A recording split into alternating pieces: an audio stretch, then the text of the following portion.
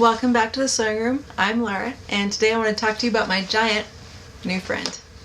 This is the before shot of this little weird corner of my sewing area. You start out small, and because you're a DIY person, you start by making a holder for your sewing patterns, and you say, well, that's cute. And eventually you don't have enough room in that holder, so you make another one. And eventually that isn't really enough either, so then you go to the store and you buy some storage solutions. And the thing is, it doesn't stop there. You run out of storage, and so you go buy more, and then you run out of storage, and so you go buy more.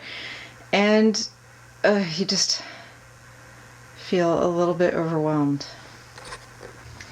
And you keep buying them. And eventually you kind of start to run out of places to hide them. And your wife is like, why are there patterns everywhere? And then one day you're at a sewing social event and someone says, hey, could you use a cabinet for sewing patterns? And you say, yes. Once we got it home, I did give it a quick kind of cleanup with some rubbing alcohol, which you'll see here, and then I was ready to start organizing.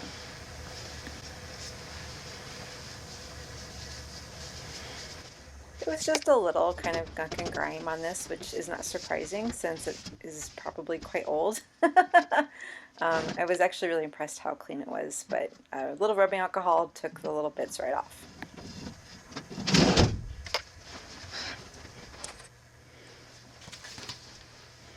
I did find some of the little cabinet cards I used to use to help you navigate your way around. I didn't end up using these, but I'm glad I have them.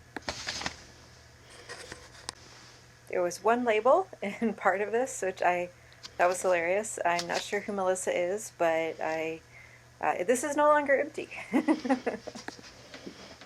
I wanted to add back in my radio and CD player, which I love. It also plays records, but I've never played records on it. And fortunately, this cabinet is plenty sturdy enough to hold that up. Now for the real fun part, to start organizing the patterns. Thankfully, I had already basically been keeping all my patterns kind of by subcategory. So I had outerwear in one box, pants in another, jackets in another. And so that made this step pretty simple. Basically, I just kind of kept things by category and then arranged them by pattern number.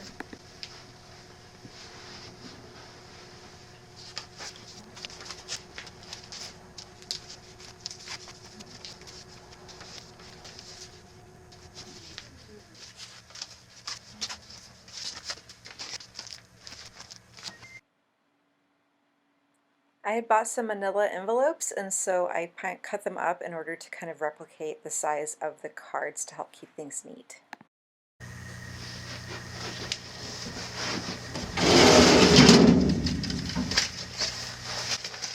You actually see me here learning in real time that some pattern envelopes are just too wide for these holders, but some fit great. So you'll see kind of how I dealt with that.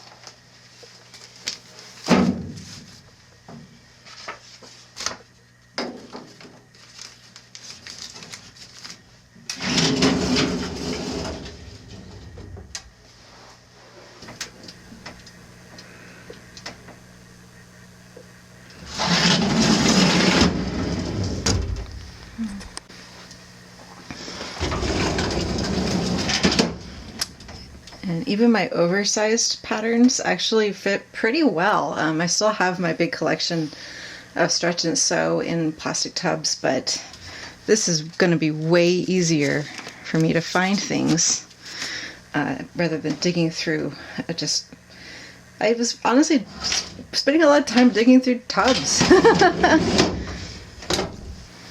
Unsurprisingly, the vintage patterns and or the patterns that are from kind of the big four pattern companies did fit the best. So, you know, over here we have ensembles, which is what I'm calling anything where the two pieces are different, but you could wear it together, like pants and a jacket, or a dress and a jacket is actually probably the most common one for me. And then I've got, my actual vintage. I'm including in vintage re-releases, such as the 2000 that you see in the corner there. Occasionally something still just doesn't quite fit, like it's just too wide.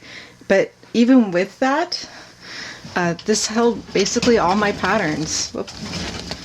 I need to redo this guy. Patterns sticking out too much are gonna get damaged.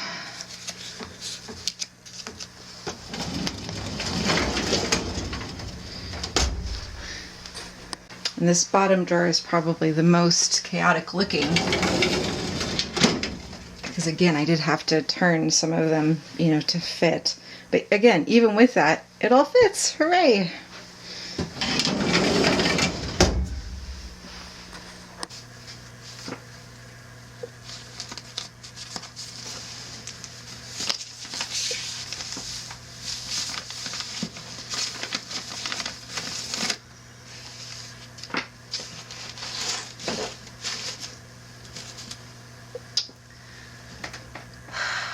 Not to gloat or anything, but honestly, this is the dream. I recognize having furniture that's heavier than you is not for everybody, but if the opportunity arises and you're someone like me who has a large pattern collection, I gotta say I have zero regrets. This is fantastic. It has made my whole space neater and more organized. I know it's going to keep everything nice and tidy. I'm going to be able to find things in less than 30 minutes, and even better, it kind of feels like shopping in my house when I'm looking for a pattern. So 10 out of 10 would do again. If I look tired, it's because I am.